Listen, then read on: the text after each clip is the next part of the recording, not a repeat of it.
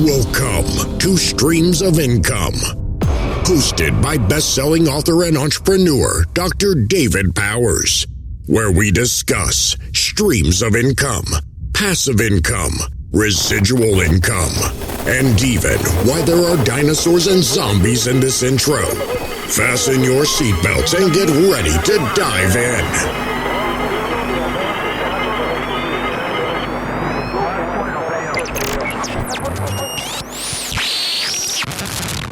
Hello, everybody. Welcome to the Streams of Income podcast. Thank you so much for tuning in. I'm glad you're here. I'm glad you are willing to give me some of your time to listen to either a business lesson or an interview with an amazing entrepreneur. So once again, thank you for listening to the Streams of Income podcast. I hope you enjoyed this episode. All right. I think I finally made it a habit. Usually I don't hit record until after we start talking, and the best conversations about the weirdest things are before the record button. And so here we are with Nic Breedlove of playgroundequipment.com. Or that's the website. That's not the official business name, though, right? Yeah, that's right. We've got multiple businesses. We have playgroundequipment.com. We've got playgrounds.com. We have AAA State of Play. We have NVB Playgrounds. We have a few. All of them in the recreation space. Man, I've got to imagine you paid a fortune for those domain names, or did you just luck out and get them early? I lucked out on playgroundequipment.com. I bought that probably 13, 14 years ago, and it was off a defunct manufacturer. Got it for just over $100,000, and it was one of the first deals that, like, back when GoDaddy was starting their domain acquisition services, and I kind of was one of their first customers. Wow. And they did a real good job with me. And then we ended up doing playgrounds.com a couple of years later in a kind of a weird deal. It was a 5-year deal with no interest at 140 or 135, somewhere around there.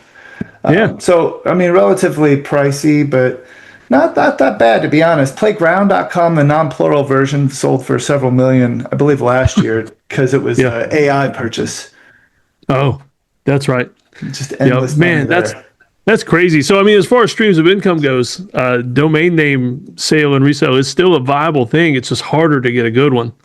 It is, and those names are going on, 40 years old, some of them that I have now, and it's just crazy that they've been around that long, and there's still such a huge demand for it, and it's one of those marketplaces where you kind of saw all those subdomains and those new niches come out, and they just don't have the same flavor for the marketplace. Yep. Yeah, I'm thinking, man, if I could go back 40 years and buy NFL.com or something like that. No kidding. Yeah. Yep. It's a lot. All right. So now that we've talked domain names, I want to talk about your early life before we dig into the current business with the playgrounds and everything. So you're in playgrounds now. So I want to know where Nicholas started at, like first job, and kind of give us a rundown of your first job on up into, the founder of a playground company. Shoot. Yeah, sure. My first job, I was thinking about that the other day. I think I worked at I was at a library. I was probably 6 years old selling books at the library book sale. And from there, and I had probably a job every year in my life since. But I think from there, I worked at a clothing shop. I sold men's fashion, if you want to call it that, Stacey Adams, if you wanted a nice colorful suit with a cane and a top hat to go to church with, I was your guy, right? I sold that for a couple of years. I was a caddy when I was probably 12 until I was about 18. I caddied a bunch of different guys, ran the golf club, and then I decided maybe a bad idea, and I went to college for a little bit. It's just not for everybody, So what do you major in, though, that moves you to playgrounds? Or did you major in business? I majored in horticulture business management. Okay, well, that's kind of relatable. Yeah, it's interesting. One of my aunts and uncles, they own a big nursery here in Indianapolis, and that's where I'm located now. But they were kind of like my inspiration growing up. I was seeing this, my aunt and uncle, they worked together for so long, and they loved what they did, but they also worked together, which is in itself as I've grown older, an unimaginable feat sometimes, like to be able to work with your spouse, be Yeah. successful at it, and not, And be happy. yeah, to be happy. I mean, that's a lot of things to happen that as a kid you see it and you're like, wow, I'm gonna imprint myself on that, and then the reality of the world is much different than that. Finding Yeah. somebody that also wants that same thing and to be a part of it and to be a part of that initial journey, so that's a lot to ask out of somebody. Oh yeah. Yeah, definitely. Definitely. And so how in the world playgrounds? Like what Yeah. brought that on the horizon at all? I almost got there. So we were Okay. graduated college out of Colorado State. Finally, I dropped out for a minute, and my dad, he was Or selling. wait, Colorado State, is that the where Deion Sanders is at now? He's at Colorado University Okay, okay. So we or can still be friends University of then. Colorado, one or the other. CU. He's at CU. Yeah. I was at CSU. A lot of CUs. Yeah. So graduated there with horticulture and came back home, and I was like, I didn't want to do anything with that. My dad was selling clothing for a long time, and a lot of those guys in that industry were leaving. The box stores were going direct to a lot of factories, and they didn't really need salespeople anymore. They didn't want to pay them, so a lot of guys went out. And one person in particular, he tried to get my dad to sell playground equipment. Don't know why. And he got a lot of these guys to sell playground equipment. And Huh. now we still do business with that gentleman. His son, actually, it's second generation at this point, but he's one of my customers on the distribution channel side. So they Huh. got me involved and got my dad involved. My dad wasn't involved very much, maybe 2 or 3 years into it, and he was kind of done. Yeah. He had served in the army and he was suffering from Agent Orange, so he was just kind of trying to take a little bit easier life at the end there before he passed. But he ended up living a lot longer than he thought he would. But Yeah. Yeah, my dad's a Vietnam vet too. Those guys went through a lot. yeah, they sure did. But so he was with me for a little bit, and we grew it. We were driving around in a truck and trailer at first. It looked like a carnival. I don't know what part of the country are you from, Doctor? I'm in South Carolina. South Carolina. So Yeah, we have those pop-up carnivals. yeah, well, it looks similar to that, except with playground equipment on the back. And Yeah. all these guys, they start in Falkville, Alabama, and it's right there near Culver, which is where there's a giant spaceship. If you're ever traveling on 65, it's where when they brought over the Germans after World War II, they developed the engines to go to with NASA. So there's this big space thing there. Everybody recognizes it when they're traveling. But that's where all these rink-a-dink little playground equipment that go on back of trailers, that's where they make them all. And we got started there. And then I was like, this is ridiculous. I'm spending all my time calling and calling because it was just cold calling. And it was not a lot of. That's rough. It's rough. It's a rough life. And it was all on credit. So you're selling on credit and then hoping to collect later. Not a great business plan, to be honest. But slowly but surely, I was introduced to the internet very quickly. I knew that I thought, wow, nobody else is doing this. There was one competitor online, and they were out of Indiana as well. And it was around 2006. Yeah, because we're going on 20 years this year.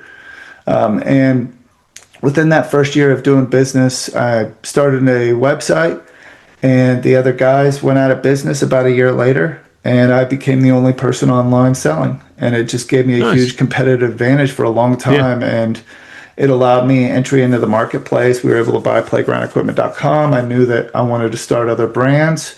I knew that, all of the brands that I was doing business with, because at this point I was drop shipping from probably 15 or 20 other manufacturers. I knew all I needed to do was make my customer service just a little bit better than theirs, which wasn't that big of a feat. So it was one of those things where I was like, now there's been times where I haven't been this much better. And that's, that's the tricky part of thinking that you know what you're doing.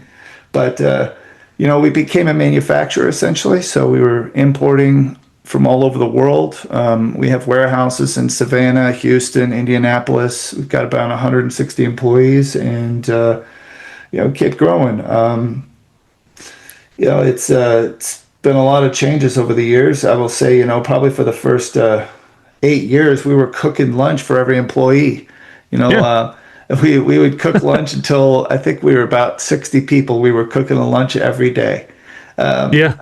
So, we came from a very modest beginning, I would say, and then we just kept growing and growing and growing. But that's pretty cool. And you talk about 1% better. I've got my daughter reading a book right now.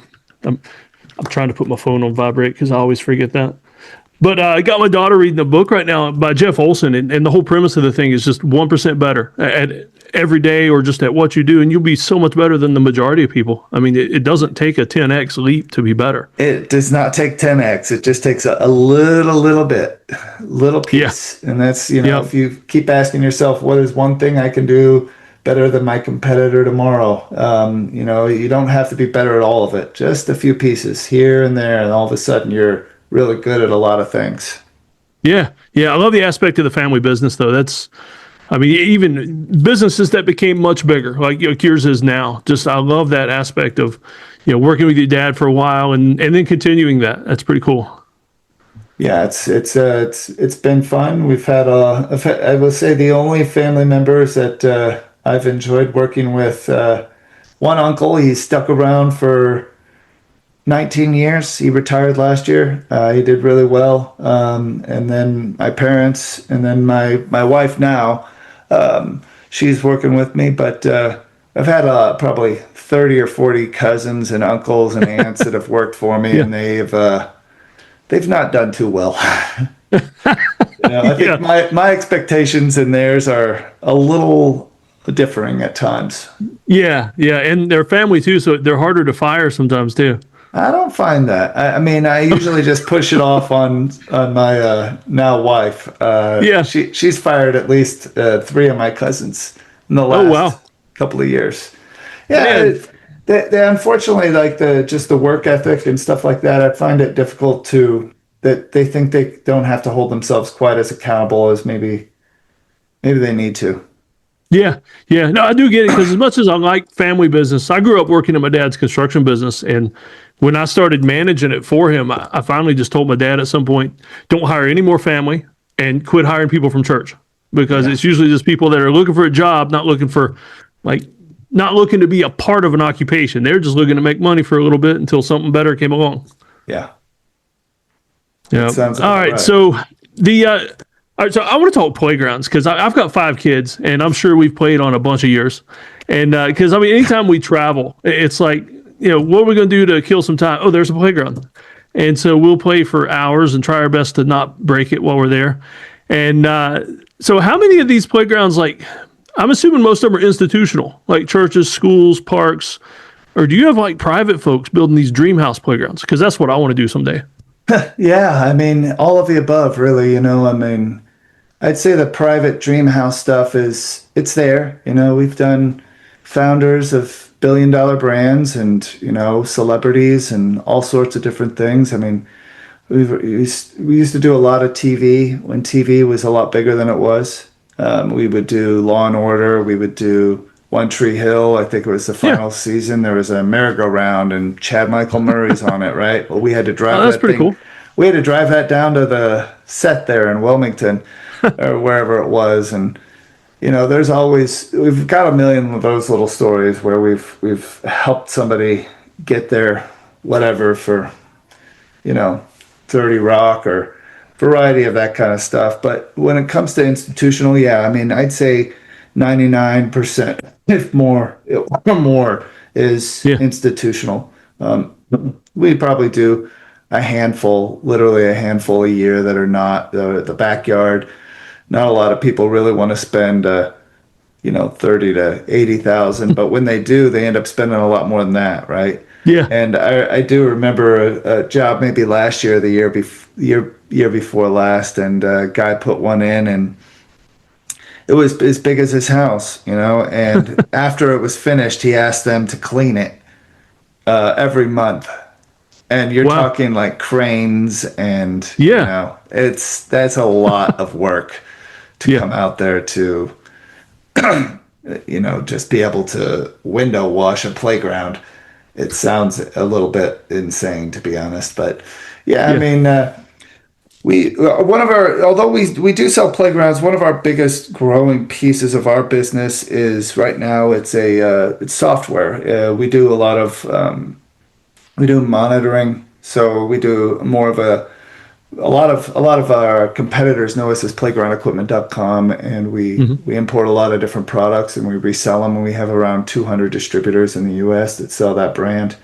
We also have AAA State of Play, which is a direct market, but our biggest growing group right now is playgrounds.com, and that is a SaaS product. Essentially, it's you're a parent, you're at a playground, and you scan a QR code. If you see a problem, scan a QR code, and you send an issue right into the school or the park or the HOA or Huh. wherever you're at, and it allows them to react a lot quicker than they have in the past.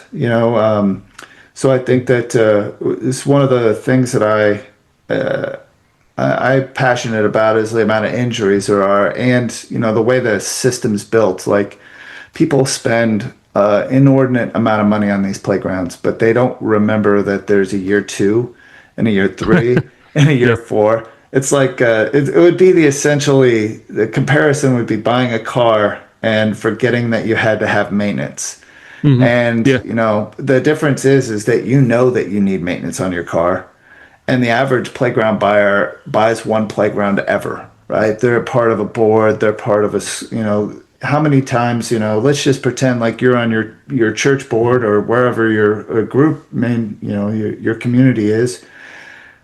One time, maybe Yeah. in your life, which means as a company, I have to educate you, but also, and that's difficult because we have to educate somebody once in their entire life, but then also we have to, protect those kids and everything that goes along with it.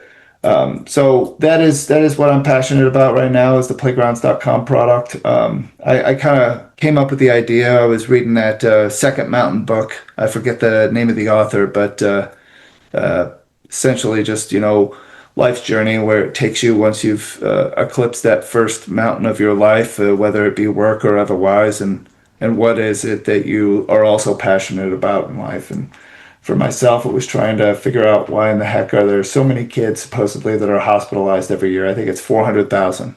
So Oh, wow. that's where I was going with it, and that's kind of the reasoning behind it. Yeah, I love the business model though, because I mean, I was reading earlier in a book called Dirt Rich, and he was talking about the perfect business. And two of the things that he mentioned is you sell a product, but then you find a way to make recurring income off the product. And you're not only making the recurring income, but you're also making kids safer. So that's kind of a win-win. Yeah, it's one thing that this industry, it's like for me, like the internet was the first piece. Nobody was online. Now everybody's online. If the Yeah, manufacturer doesn't have a shop and a store, they're out of business. So that competitive advantage, should you say, is gone.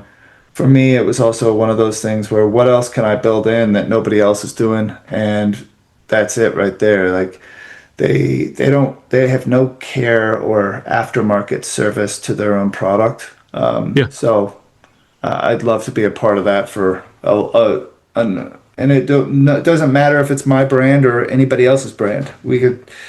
I just want to help make sure that we keep them all as safe as possible. Yeah, absolutely. And I was watching the on your website the story of us video earlier, and it mentioned some of that stuff about most kids are hurt with impact with the ground, and you guys even do that part too, right? The as far as the ground cover. Yeah, absolutely. We pick on surface. I think that I'd say that probably 50% or more of the injuries that happen is because of surfacing, which is funny because you look at an old picture from probably the 50s or 60s of a playground, and there's no surfacing anywhere. Surfacing is concrete, Yeah, and is it just more reporting? Is it what is really driving the results of all these kids were statistics? tougher. Yeah, I don't. I mean, I think that's an easy answer. I just don't know if it's kids are tougher or parents are not as tough as they need to be. Yeah, there you go. There's like a variety of factors at play there, but it's like, how are there so many injuries now when there are so many options? There's mulch, there's poured in place rubber, there's rubber mulch, there's all sorts of different options in the world. How's it that it just keeps growing? It's just interesting to me, and it's something that can be solved. It takes a lot of work. Oh yeah, which is your favorite? I like the rubber mulch. That's my favorite.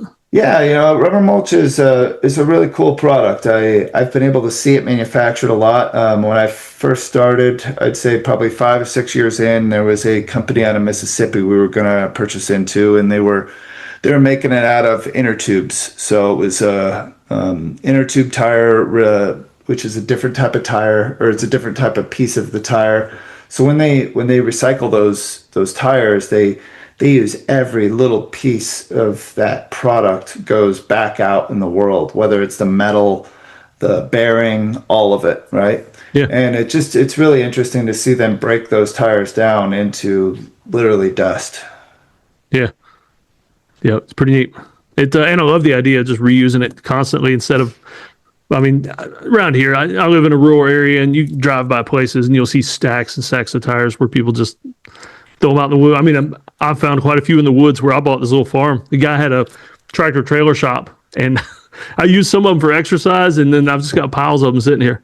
They charge too much to take them back, to be honest. I mean, in all honesty, they charge for them. The state pays them to pick them up, and then they charge the customers to sell them again. So it's like they make the money 3 times. How many is enough, Yeah.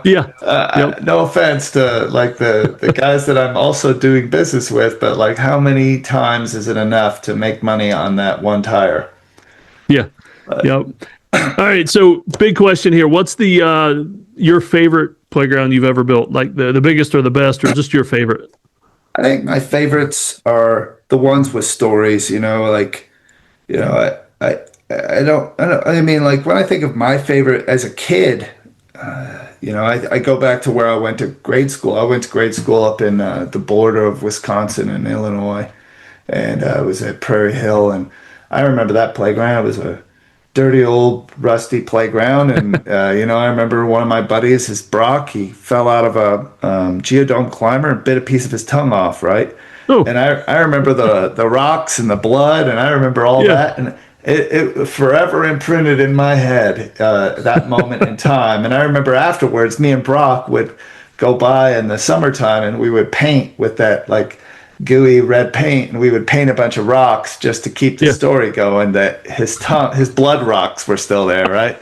Because because it was ridiculous. But fortunately, they got his tongue back together. But that's memorable for me. But from the business perspective, we've done huge playgrounds, $1 million plus playgrounds, and they're not they're not as memorable as they should be necessarily, because it's more about like the logistics and operationally how to get it done.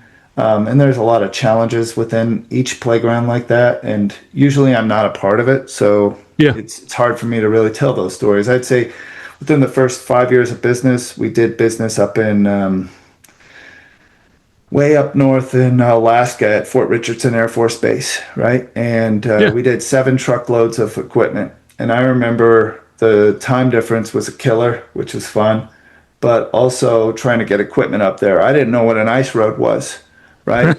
And I certainly didn't know that I only had a certain amount of time to travel on it. And then I certainly didn't know that I'd have to go by barge if I didn't make it. So once we finally got these 7 truckloads up there, then the guy starts installing, the guy at the base, and he installs the first playground. And this thing is like a triple story. You're talking, what is that, 8, 16, almost 30 feet tall. Wow. And the top of the post was sticking out of the ground about a foot. And I said, what is that? And he's like, that's the top of the post. And he buried the rest of the post in the ground because that's what he thought he needed to do. I don't know if it's a frost line or what was going on, But then at that point, I was like, well, we need to figure out like how much extra length all of these posts need, because I didn't think about, how deep do they need to dig a footer in Yeah. Alaska. I didn't Get through think the about something permafrost. like that. Yeah, I had no idea. I didn't think about that. I had, so it's more about the learning curves in Yeah. life and the delicate situations of trying to sell a product that goes in the ground. You learn a lot about what you don't know, and you don't always want to know in a lot of different areas, whether it's red clay or, whether it's Yeah. That's what we got sand. where I'm at. Yeah, I know. That's why I said red clay. Yeah. You never know what you're going to get. You never know what rock you're going to uncover. And we do a lot of installs, so it's just one of those things where that's how probably the first 7 or so years I was on an install crew myself, with a bunch of people. So I would have my laptop in one hand, coding the website, and on the other hand, I'd be holding up a leveling stick and Yeah. helping them plumb up some posts. And so I've seen it all, done it all. I've traveled all over, and I'd say that those are my favorite stories, are the ones where I was traveling, or the ones where I learned a hard lesson, real hard Yeah. lesson. That's pretty fun though. All right, so kind of on that note, as far as learning lessons, you guys do software now that designs the playgrounds. Like people can call in and your folks will design something awesome, like with their specs and everything. Absolutely, yeah. So, I'm really passionate about software, but more so lately, I'd say that the amount of AI and tech that's out there in the world right now, you can, even a layman like myself, I was able to vibe code out an entire e-commerce site from nothing in about 2.5 weeks. But like playgrounds.com was vibe coded. I did that myself in about 3 weeks. Wow. And I think that the amount of tech that's out there right now, it makes it easier than ever for entrepreneurs to like create something Yeah. that otherwise you would have needed multiple integrations. You would have needed developers and so many different things, right? Like we use an ERP, it's called Acumatica. We wanted to be able to integrate one of our websites to that, and they wanted, I don't know, $70,000 to integrate it. It took me about 2 days with the tools between Claude Yeah. Code, between Replit, all of these different tools, And, so when it comes to design and designing playgrounds, it's very similar. We're able to integrate AI through the Banana, through Google's Nano Banana. They've got that image thing, and Yeah. we're able to really within seconds upscale an image, put children in it, put backgrounds, change the colors. And what would have otherwise, taken hours will now take just a few clicks. And, the benefit to that is obviously velocity. When it comes to sales, your sales velocity is what matters. And if you can get in there, and by the time their coffee's cooling down, that you have their project finished, oof, Yeah. man, that's a big advantage. And Oh, yeah. so I think that's kind of another aspect of where our competitive advantage will be growing in the next couple of years, and it will stay there for a while because the rest of the industry is very slow to uptick that kind of stuff. Yeah. Yep. Yep. All right. So this is kind of for personal edification. If I ever get through Indianapolis, do you guys have like I don't know, like a test playground or anything out there we can come and visit, or or is it just the factory? We've got about a 270,000 square foot building, and it is a boring building, but you're welcome to stop by. And if we have a playground installed, because we do some IPMA testing, so we do a lot of testing. Like we have independent lab testers that are there next week actually, but we have to assemble a bunch of stuff, and then they go in and try and break it, and then they move on. But Man, this sounds like a job for my kids. yeah. It should be. Instead, it's for a bunch of grown adults with hammers and giant anvils. All right. So as we get ready to close out, I always like to ask everybody, if somebody walked up to you and said, "Hey, I need some resources just to be successful in life. If you could name your top 3 resources, like maybe books that have a permanent place on your shelf, that kind of thing, what would your go-to be? My top 3 resources in life would be I would say my wife. She is the biggest supporter in a lot of things, and it's difficult. Marriage is challenging as heck, as all relationships are. But I'd say that she is easily one of the easiest to say. Having her support makes everything a lot better. Because entrepreneurship sucks. I Yeah. would say I'm in a group called Wayfinders, and we do a lot of travel adventures. I love traveling. Like I've been to Africa and Laos, and last year I was in Chile, Argentina, a few different places. And I'm there with a bunch of entrepreneurs, and I think there's a lot of benefit and putting yourself in circumstances where otherwise you don't have your normal, right? I Yeah. love I love my certain zone, and I love control. I love to be able to control my circumstances, and when you go on these trips, you lose all that, and I think there's a Yeah. real benefit in that. And I've met a I find bunch I of can, when I do stuff like that, I can get back to creativity a little better too. 100%. It's just it allows my brain to think again, and it really allows me to be more in touch with the person I really am. Yeah.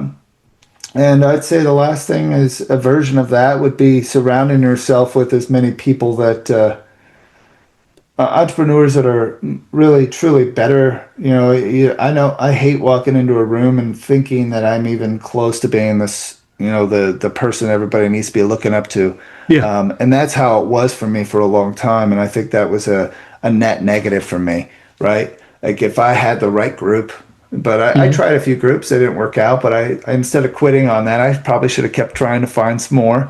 Yeah. So finding I've heard that said before, though. If you ever find yourself like the top tier in the room, it's time to find another room. Like that's when it's time to leave. I believe that is 100% accurate. I think it's one of those things where it doesn't allow you to be challenged and really grow the way you need to. So Yeah. Yeah. And if you're speaking with not, I mean, I guess that could sound conceited, but truthfully, if you're working on the better room for yourself, it also, you can be more intentional about speaking to people that can use your help instead of just being in a crowded room. 100%. I think there's a lot of value that you can offer as an entrepreneur in regards to your experience and helping everybody succeed. There's no doubt. But when it comes to your own personal development, I think you got to look outside that room. Yeah. Yep. Definitely. Definitely. All right. Any final words of wisdom for us other than get out and play? Go get out and play and take some, to let your tits go take some risks on the playground, Yeah. Yeah, and I'll mention too, I'll put the links in the show notes, but you also wrote a book called The Biography of Play, and Yes, that's sir. on Amazon. People can check it out. And of course, the website if they want to buy a playground. Yes, sir. Thank you Yeah. very much for having me, man. Yeah, thanks for being on. Great talk. Hey, everybody, before we close out, first of all, I hope you enjoyed that podcast, whether it was an interview with an amazing entrepreneur or a business lesson for me. I sincerely hope that you gain something from it that you can use in your life moving forward. Before I leave, though, I need to mention that this podcast is sponsored by Lowe's Home Improvement Stores. I have become a Lowe's creator. It's a pretty cool thing because on this farm, I'm looking out the window right now and seeing all the things that I want to do around here. Most of these things I can do with products from Lowe's Home Improvement. And so I'm excited to be a Lowe's creator. If you want to check out some things from them and order some stuff and see my specially curated Lowe's storefront, you can click in the show notes. There's a link there for you. And I hope you build some amazing things. And hey, you know what? If you do, send me pictures. I would absolutely love to see the amazing things that you're building at your house using Lowe's products or anything else, really. I'm just curious. I want to know everything about you and everything about the cool projects you're doing because I'll be honest with you, I get some neat ideas for things I want to do at my house as well. All right, y'all take care. Thanks for listening.